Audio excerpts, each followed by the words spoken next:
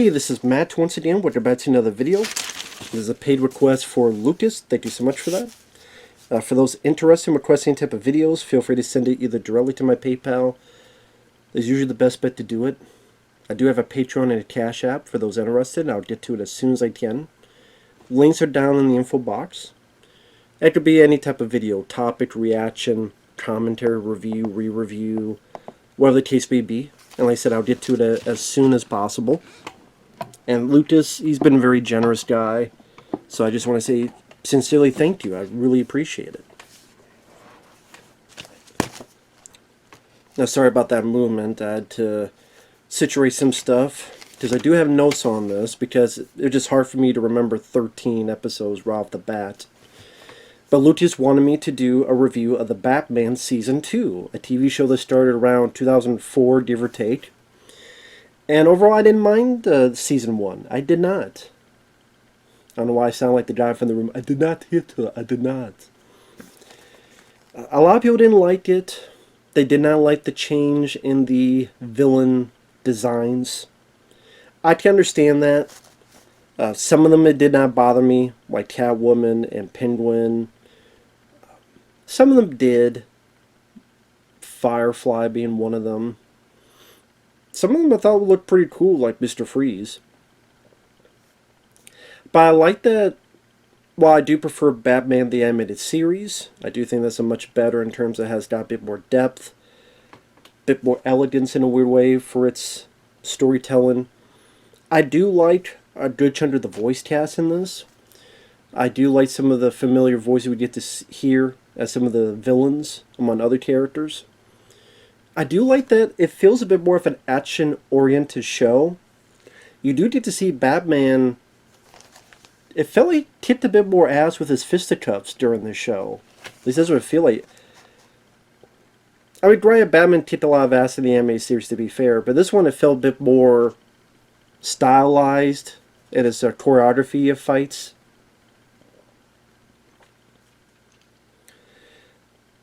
And like I said, I thought Season 1 was a nice bit of a surprise. I would put Batman Beyond and Batman the Animated Series above it, but I didn't think it was as bad as some people made it out to be. Season 2, I thought was okay. I thought it was a step down from the first season, but there's some little highlights here and there. More so when they introduce a new villain. I thought that, unlike Season 1, this one didn't really have any underlying story flowing underneath the current of the timeline that these stories take place in. Meaning, in Season 1, you had this bit of the cop character Bennett, who is friends with Bruce Wayne, but then like he's for Batman while the other, played by Ming-Na Wen, she's against Batman. And kind of they clash a little bit between Ming-Na Wen and the Bennett character. And then as it goes on, you find out, which they could have done a bit more, but it was a bit there where ultimately by the end Joker grabs Bennett, tortures him a bit. He turns into Clayface, which I thought was a nice reveal, nice bit of a twist. And then you're curious to see what would happen next with that character. The way they handle that character in this, I thought was kind of meh. He only appears maybe 2 times. And I thought they could have done a lot more with that character. I'll say that. They could have done a lot more with that character. And I think they could have done a lot more with, like, him kind of fighting. Like, if it was Batman the Animated Series, it'd be something like Heart of Ice, where there'd be a bit more emotional depth to the character, a little bit more development of the character. Heart of Ice being the episode Mr. Freeze in the previous show. I wish they did a bit more of that development on this, and I think there's a lot more they could have mined out of that character, that situation he was stuck in. How, you know, he's very close with Bruce, and then Bruce, like, he's this creature, Clayface, but at the same time he's my friend, and how he's got to really focus on his duty, but then he's the guy that he couldn't save, so he feels guilty about that, just like he feels guilty he couldn't save his parents. I think a lot more of that could have been really delved into, and they dropped the ball with that, in my opinion. And it feels like season 2 was more into the gimmicks of pairing up villains. Hey, it's this villain and this villain, they're together. Or that villain and that villain, they're together in this one. But it wasn't bad either. It was still very much watchable.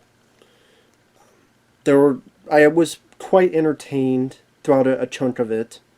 Like I said, I like the voice cast. Rita Romano as Batman.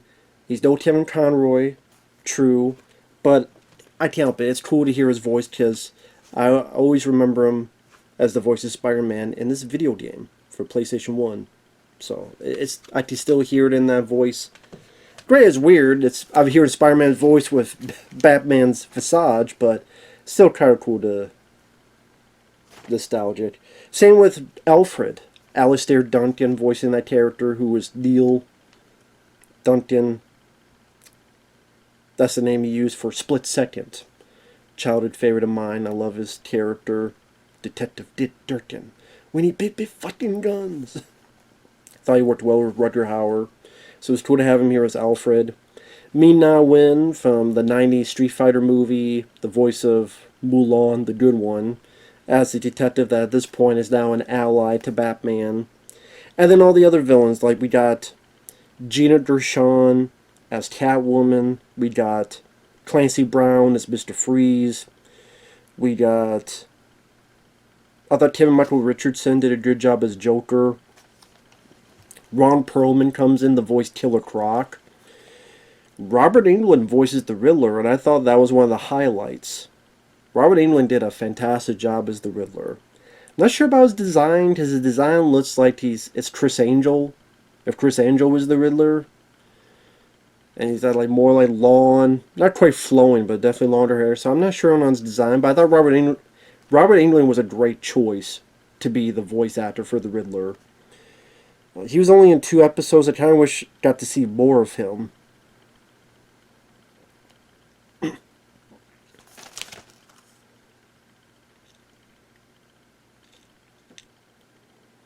So I'm trying to think. It definitely felt like we got a more Joker with this season compared to the first season. Because he was in... Let's see. He was in episode 4. He was in episode... Let's see. Episode 4. Episode 8. Well, maybe not. 4, 8... Episode 12, episode 13. Maybe not. Okay, so... Maybe not as much as I thought. So... But it definitely felt like we got more Catwoman. Because she's in the first episode. She's in the...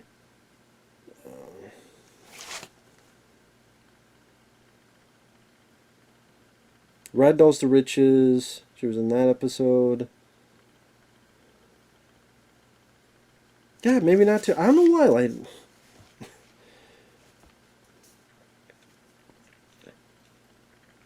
yeah, I don't know why I thought that way. Guess I'm wrong on that. Anyway, to get to the task at hand. Episode 1, yeah, the Cat, the Bat, and the Very Ugly, where Catwoman and Penguin are working together. As they're working together, Batman has to fight them off. Catwoman whips Batman. You do have the Kabuki twin ladies working for Penguin. They, of course, screw over Catwoman. Penguin cuffs Batman and Catwoman together. There's a bomb. Batman gets rid of the bomb, but they're still cuffed to each other. The Penguin stole these 2 Egyptian relics that one put together, and he's in this tower. They're going to incinerate stuff. They go up there, they work together, they fight the Kabuki ladies, and they're able to stop Penguin. Now granted, the villains do get away for another day, which definitely happened more often in this. I think that's the thing in the first season, a lot of episodes like Batman would catch them, so it seemed like But of course, then you have to argue, well, how do they escape later on? So it's always that thing, that circular thing where he catches them, but then they come back, and blah, blah, blah. It was an okay first episode. I liked Gina Gershon as Catwoman. It's always interesting that they had Penguin be more of a martial artist in this, because he went to Japan, apparently, in the first season he mentions it, but it's just one of those, I never think of Penguin as a martial arts guy, but definitely a change of pace, I guess. Some decent fight sequences, like, it's okay. I don't know if that would be my choice for a premiere, but it was okay. Episode 2, I would say I liked more so, and would be one of my favorite episodes of Season 2, Riddled, which you're introduced to Robert Englund as the Riddler. Of course, like the Riddler, there's puzzles. Now, of course, Riddler thinks he's talking to Mina Win, but really Batman is helping her out with each of these puzzles. They go on this joyride where they get to this place, they get to a bridge where there's a bomb on it, and the truck she's in drives by itself, and Batman has to talk her into solving the puzzle.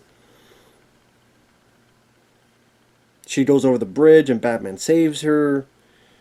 They go through a couple of these obstacles, and then Batman realizes they're being led away from City Hall, so they go to City Hall, and that's where the Riddler and his goons are at, trying to hack into the mainframe, get as much information as possible. And it's pretty much Batman gets captured. Riddler could unmask him, but he wants to make it a challenge because that's just his character deficiency.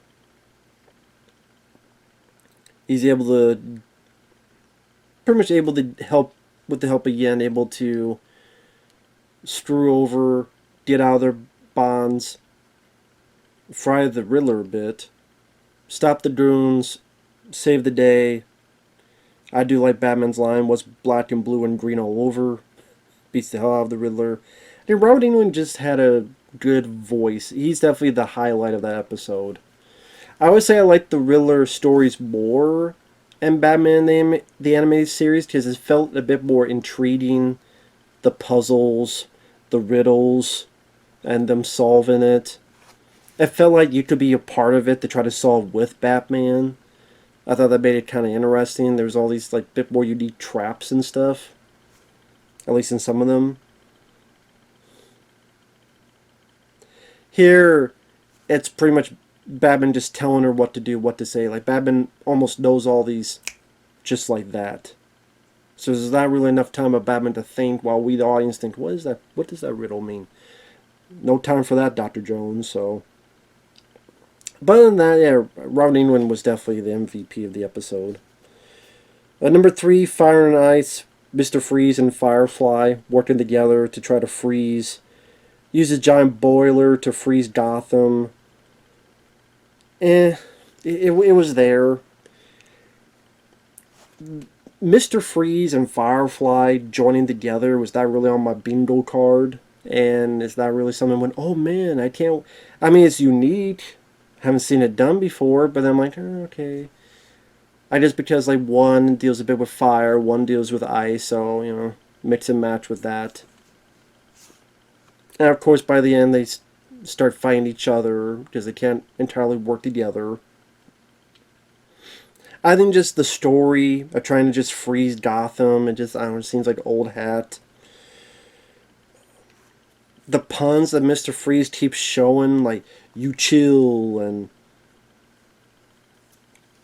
all that stuff. Chill out. Makes it seem like they're trying to do the Arnold, Batman, and Robin Mr. Freeze with all the bad cold puns, and that got a bit tiring. And with how serious Clancy Brown looks in the Mr. Freeze outfit, I don't think he needed those puns. Also, it got a bit too convenient where Batman would get frozen again and again and again, either as Bruce Wayne or Batman, and he just happens to have this thing to unfreeze him. Now, I get he's Batman, but... And also that cool armor white suit, he only has it at the very beginning and then it's gone. I'm like, no, that was a really cool looking white suit, and then You only have it at the beginning and you don't have it for the rest of the episode. I thought that was really lame. And then it's a really cool looking suit, the white snow suit. I don't know how else to call it. So it was a meh episode.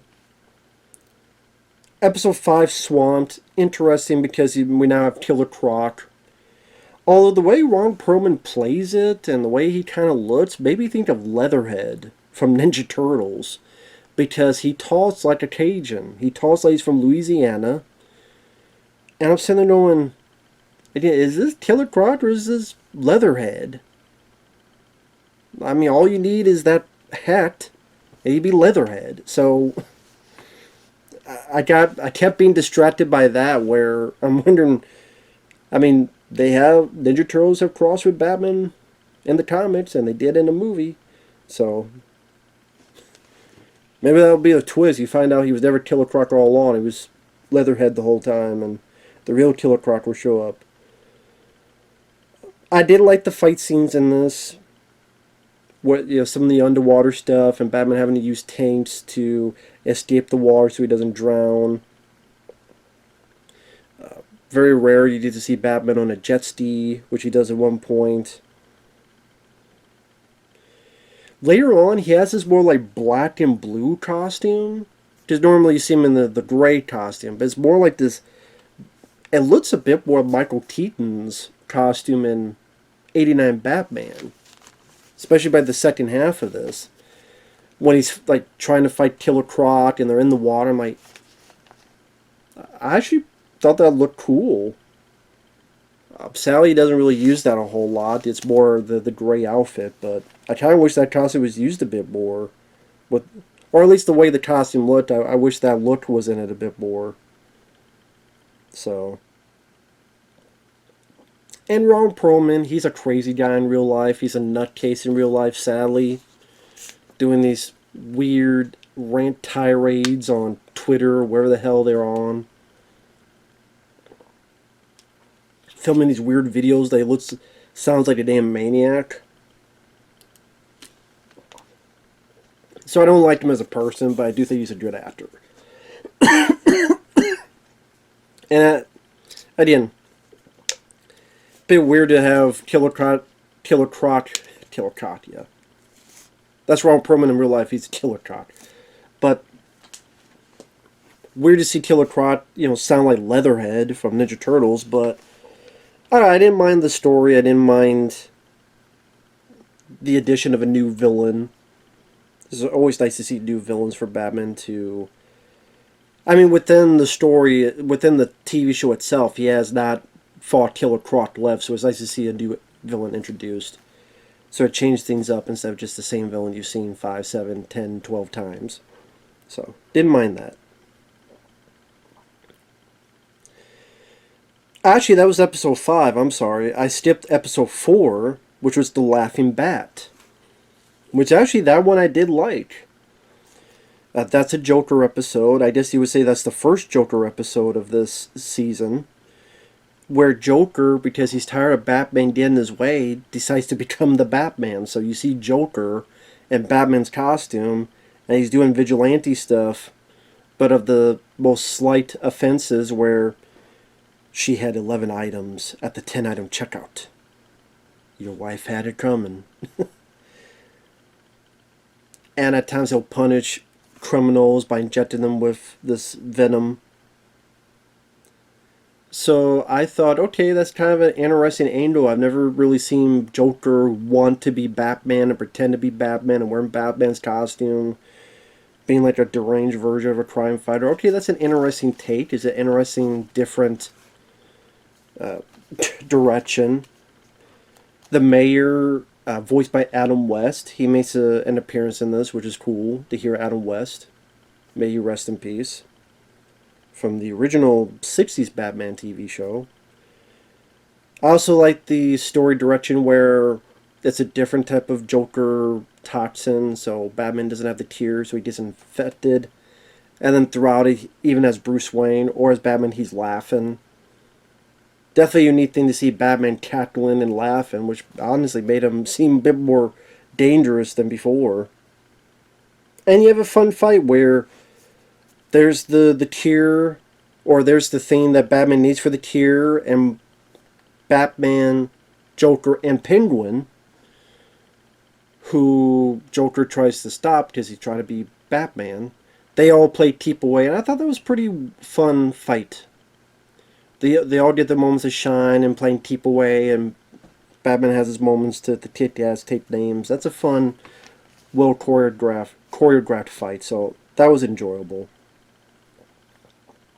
And I would say that was one of my favorite episodes of the season, was the Laughing Bat. Of course, things work out by the end. So yeah, I would say like Riddled, the Laughing Bat, and Swamped Killer Croc. Those I liked the most so far. Six Pets with Penguin. It just felt like a typical Penguin story. He's using pets. He's getting stuff done, doing bad things. They have this subplot where a raccoon is loose in the Batcave, and Alfred's trying to stop it, and the raccoon wrecks some stuff, which screws up Batman for a bit. I did not get anything from this episode. I honestly thought it was one of the weakest, most forgettable episodes, and I don't even remember much about it. And I wrote a couple stuff down, and even then it's really not much to say. I would honestly say that was the worst episode of this season to me. Completely useless story, in my opinion. In my opinion. Episode 7, this is where I was talking about before, where this is the first time it's called Meltdown, where Bennett, aka Clayface, is brought in after a very interesting and a bit emotional ending of season 1, where he's trying to get Joker at Arkham. He gets caught. There's a trial because of Bruce Wayne and Mina Wen saying some nice things. The guy's let go on parole, not parole, but on I forget what you call it. Can't believe probation. And he's going to work as a watchman, a night watchman for Wayne Industries. And then without much of any push, there are times he'll go for Joker, or he'll start turning the Clayface. And I just thought there's a lot more that could have been done with, okay, here's a guy that got a second chance at life. Which even that, you say, is very hard to believe that, after all the stuff he seems to have done or be part of. I mean, based on this, like, they would know that he's a creature that can change into any person, any shape. So the fact they let him off just because Bruce Wayne says he's A-okay was a bit of a pill to swallow. Even for a Batman cartoon. And then Batman, you think Bruce Wayne would be like, okay, well, the Joker is, maybe keep him here until I get the Joker? Like, again, okay, I want you to work as the Night Watchman, but wait here. Let's wait until Batman catches the Joker so you're not tempted anymore. But no, that's not the case. And you don't really get a lot of, like, Bruce Wayne being pontificating about his friend and all the struggle he's going with, and maybe tells Bennett, okay, I could go after Joker, but I'm not going to do it this time. I need to stay on the straight and narrow path. There's really none of that. Pretty much sees him, chases after him, Joker grabs him, lets him fall, then he turns to Clayface, Batman stops him, gives him a warning. Then he's a night watchman, he sees another guard.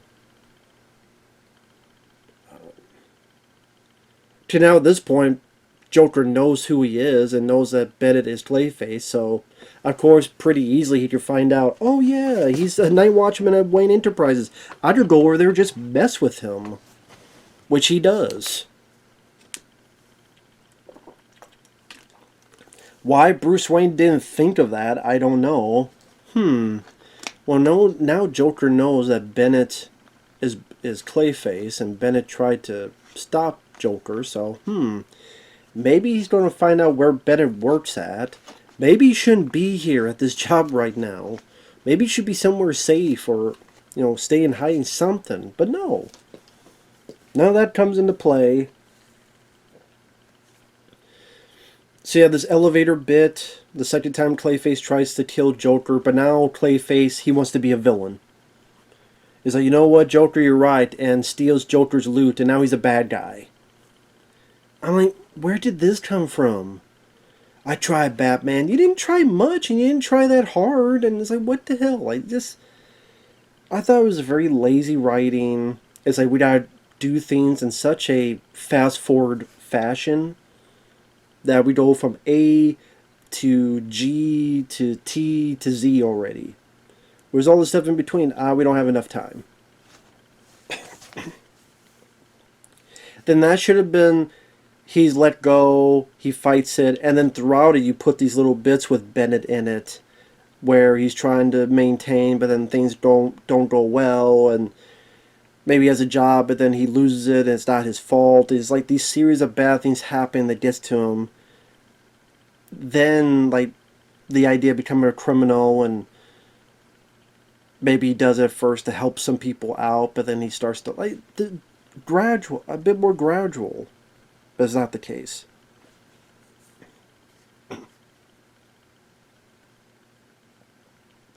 Until ultimately Clayface gets frozen.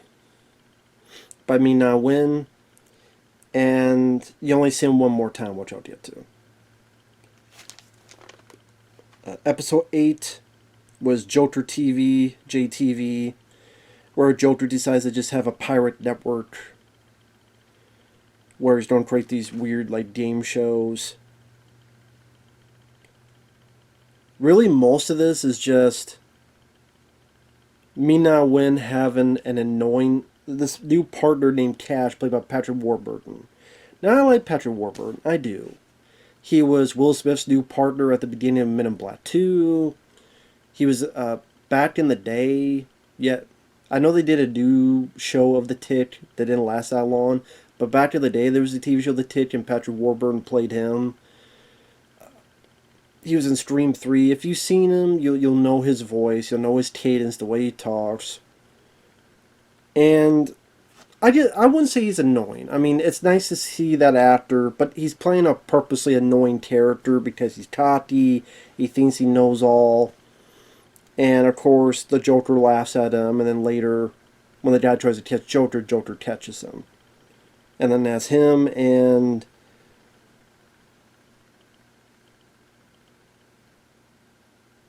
I forget who else. Was it the mayor?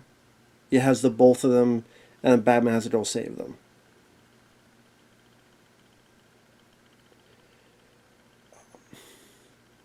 Like I said, I thought a lot more could have been done with the whole Joker TV angle.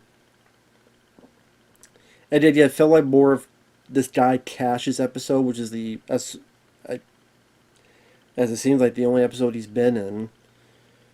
And once again is Joker trying to infect the city with Joker gas. I'm like, does he have any other fucking schemes than infecting Joker gas? Or people with the Joker like, when he's being Batman, he's giving people the Joker gas and they're laughing. When we first see him, he's trying to infect the whole city, kind of like Batman 89. He stole my balloons. Here, it's once again trying to infect Gotham with the gas. Which people will keep breathing it in, but I guess there has to be a certain amount you breathe in. Even though it seemed like they breathed in enough, but then Batman stops in that time. I'm like, okay. It seemed like they breathed enough, but apparently not. Mayor and Cash get saved. Even the action of that was kind of meh in this. I don't really remember a lot of the action in this episode. So if you're a diehard Patrick Warburton fan, you'll like this. I like the actor, but it wasn't enough. It was again a meh episode. Episode 9 was kind of interesting. You got Catwoman And then you have this other thief called Ragdoll, played by Jeff Bennett, who was the voice of Johnny Bravo, who I'm a fan of Johnny Bravo. I remember quite enjoying that show back in the day. And the thing is that he's a person and he's a thief, but he's so bendy that he could, like, the ultimate, I forget what that term is. He did, like, bend in any way or shape or form, and he could, like, bend backwards and then slip through someone's, under someone's feet, and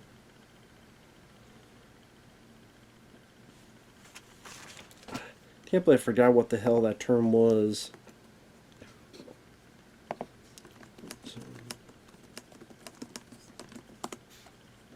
Contortionist. Yeah, I want to get that term right. Contortionist. I don't know why that escaped me, but yeah. He's a contortionist. Very much so. Almost to a supernatural level. And a lot of it's that where I didn't mind the design of the costume he had. Where, for a split second, I'm like, is that Scarecrow? Like, the way he had the bag over his head looked like Scarecrow. And, like, Batman Begins with, put that thing on. But no, it was a guy named Ragdoll, where he looks like a doll. The reason being because he can bend into whatever like a doll. So I didn't mind the costume. The costume had a bit of a creepy horror element. But as soon as he talked, it was, that Johnny Bravo type of... Doesn't sound like Johnny Bravo. I mean, he's the same voice actor, but that kind of, like, humorous cadence to him. Being very playful. And the third act's pretty much playing keeper with the jewels between Batman, Catwoman, and Ragdoll. Or Ragdoll to be in these deers, but he'll be fine, and all this other stuff. So it was interesting to see that different type of villain. I don't think it was in Batman the Animated Series. So it's nice to see someone a bit more unique. Then nice to hear Catwoman, Gina Gershon. Didn't mind the environment of the clock tower being used and all the deers on there. So I thought it was an okay episode. Number 10, the butler did it. Cool that Alfred has a bit more to do in this because he's being hypnotized and he has these weird dreams. And apparently him and the other butlers are being hypnotized to steal stuff for this figure called the Spellbinder. But then the Spellbinder starts affecting Batman. And this was a cool episode because you also have a lot of these crazy visions that Batman is forced to see and try to fight through. Where, like, he falls, he's broken into pieces of stone, or he's got to follow someone to the sewer, but the sewer looks like it's the mouth of a creature, and he jumps in, and I thought they got very creative. A lot of times when they do dream sequences, they really let the creative juices flow, and I appreciate that. Also, the Spellbinder is voiced by Michael Massey, who played, I believe, Funboy in the 90s The Crow film, among other stuff he's done. So it was nice to hear Michael Massey. I thought he did a rather good job, so I liked that episode. Episode 11, Grundy's Night, which by the time you see this, I should have the reaction, because he wanted me to react to that specific one on its own. So that'll be uploaded before this. That's the Halloween episode where there's these legends of a zombie, Solomon Grundy, and these women tell these trick-or-treaters about the legend, but then they get scared by what looks like the actual zombie coming back, and it's robbing the founding fathers of the city. Not just robbing them, but also tearing apart their places. Batman has to figure out what the hell's going on.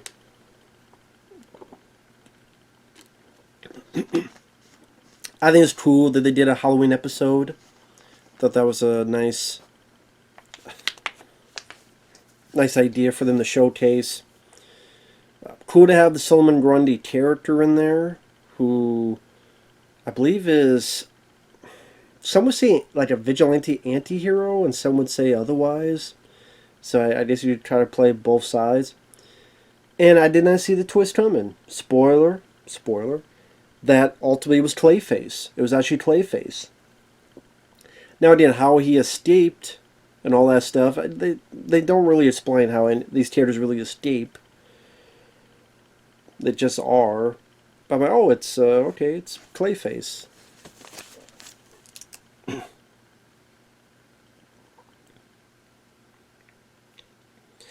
And the fight scene was okay with Clayface and how Clayface can bend and do all sorts of transformations. Part of me kind of wished it was the actual Grundy. Like, I appreciate this a twist and I didn't see it coming, but then part of me, I kind of actually want to see the actual Grundy tape. Maybe because I just saw the Batman versus Dracula, which I rather enjoyed, which had the horror element as well as the Batman action element. I thought that was quite good. So I guess I wanted to see something a bit similar to that, but pretty much takes care of Clayface. Clayface melts, but then you get the idea he'll be back again. So yeah, the ending was kind of there. But overall, I thought it was okay. Like I said, it was an interesting choice to have a Halloween episode. Not my favorite episode of the season, but it was okay. Episode 12, Mina Wen's character Yin is captured by the Joker. The Joker won't talk. So Hugo Strange, the psychiatrist, voiced by Frank Gorshin, who was the Riddler in the old Batman Adam West TV show from the 60s. That was cool that he voices Hugo Strange. And pretty much they both entered Joker's mind. And again, like I said with Spellbinder, it was cool what the people were able to do when you're in someone's mind. Like the Batman sees flying fish and the Joker's the moon talking down to him. And he sees Joker's former self trying to help. He tries to help Batman, but that Joker comes in and takes his former regular self down into the pits. And I do like the idea of Batman tricking Joker, where he makes Joker believe that it's the real world and Mina Wen got back and we found it so easily, and then Joker accidentally spills the beans, and how all the characters they unmask and each one's Batman. So it's weird to see like Batman with Mina Wen's body and so forth. I thought that was kind of a cool idea. I kind of figured that was something like that was going to happen, but I'm glad they did implement that. Listen, I do like when they do dream sequences or you're in someone's mind, because I think that's definitely when the creative style of the show really gets showcased. I did like that episode. Episode 13 was okay as well. That was the last episode. Penguin, Riddler, and Joker make a wager of who's going to capture and tell who the Batman is. Meanwhile, ultimately, the cops are trying to chase down Batman. Riddler makes it so there's no power in the city.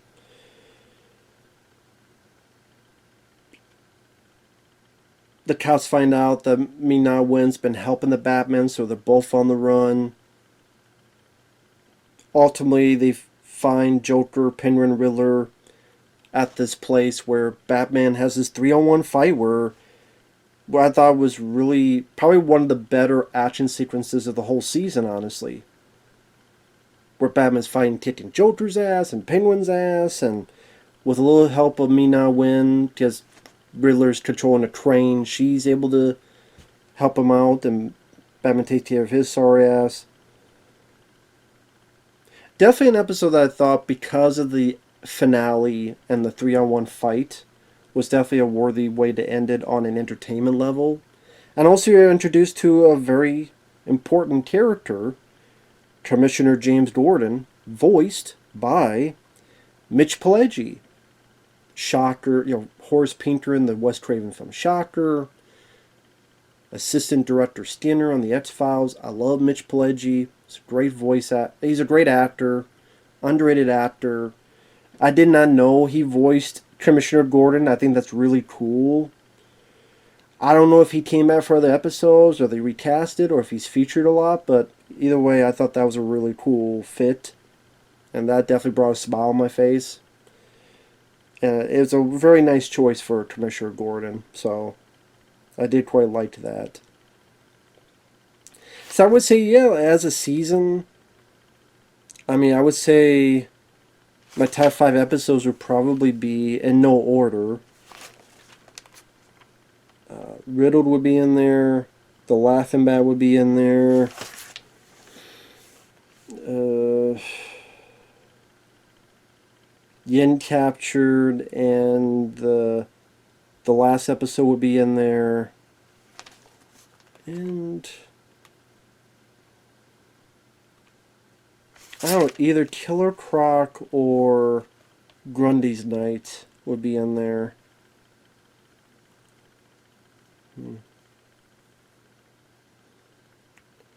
Either way.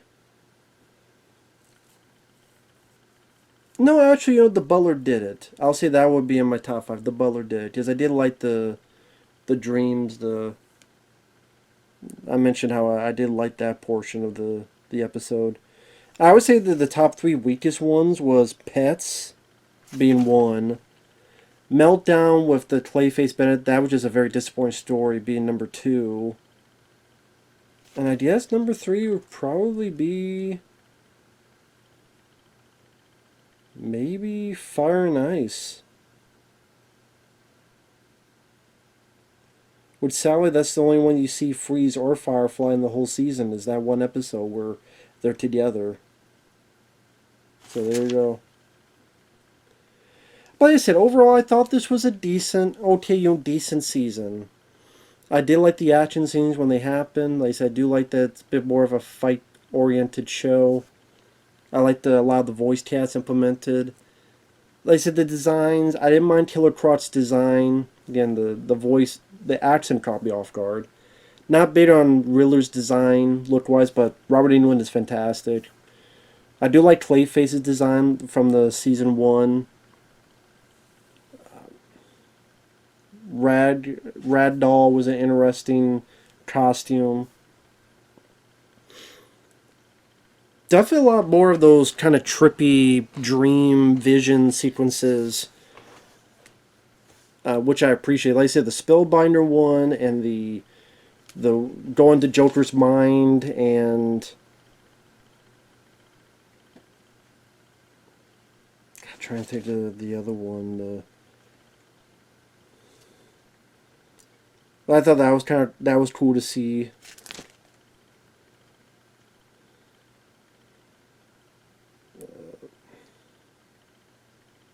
I would say overall, I didn't mind the season as it was. I thought it was pretty decent. Okay, not as good as the first season, but I thought there was enough there that kept me entertained. Like I said, I was just disappointed with the way they handled the Clayface thing. I thought with the way it ended on season 1, there's a lot more they could have gotten out of that. And like I said, it seemed like, okay, well, we'll have Mr. Freeze and Firefly in this episode. We got Joker and Penguin in this episode. Like at the Laughing Bat. And, okay, we got... Okay, Catwoman now added another villain there. And